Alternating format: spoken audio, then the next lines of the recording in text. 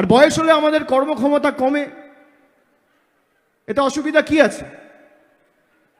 আজকে আমি যদি দিলীপ দাকে বলি, মোহন দাকে বলি যে আপনারা 3 মাস রাস্তায় থাকুন, অসুবিধা তো হবেই একটু হলেও। দল বলছে বলে হয়তো থাকবে, কিন্তু অসুবিধা হবে না। সেই তুলনায় যদি আমি একটা 25 বছরের ছেলেকে বলি, তার তো কিছুটা হলেও কম অসুবিধা হবে, কর্মক্ষমতা রয়েছে। ঠিক একই জিনিস আমার জন্য প্রযোজ্য। আজকে আমি করতে পেরেছি, 56-60 বছর যেদিনকে হবে সেদিনকে পারবো না। এটাই তো আমি বলতে চেয়েছি। এই কথাটায় এত বাজার গরম করার মতো কি আছে? কিছু তো নেই।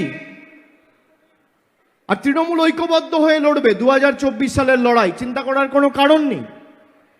আর আমি আবার বলছি, আমাকে দল যা গুরুদায়িত্ব দেবে নিশ্চিতভাবে, আমাকে সময় যেহেতু ডায়মন্ড হারবারে দিতে হবে, সেই কারণে আমার প্রায়োরিটি হয়তো ডায়মন্ড হারবার থাকবে, কিন্তু দল যখন যেভাবে আমাকে ব্যবহার করতে চাইবে, আমি মমতা বন্দ্যোপাধ্যায়ের ছবি আর জোড়া ফুলের ঝান্ডা নিয়ে আমাকে যেখানে দল যেতে বলবে, যে বুথে ঢুকতে বলবে, যে বিধানসভায় যেতে বলবে, আমি যাব।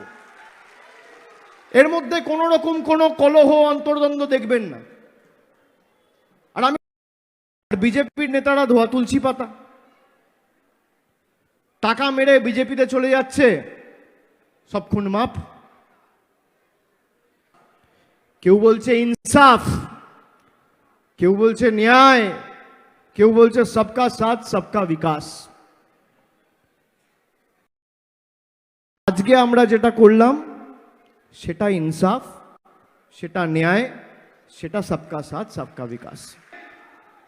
ভোটের ময়দানে আপনার সাথে দেখা হবে, আর সেদিনকে লড়াই কি আর ডায়মন্ড হারবারের ক্ষমতা কি কড়াই গন্ডায় বুঝিয়ে দেবো।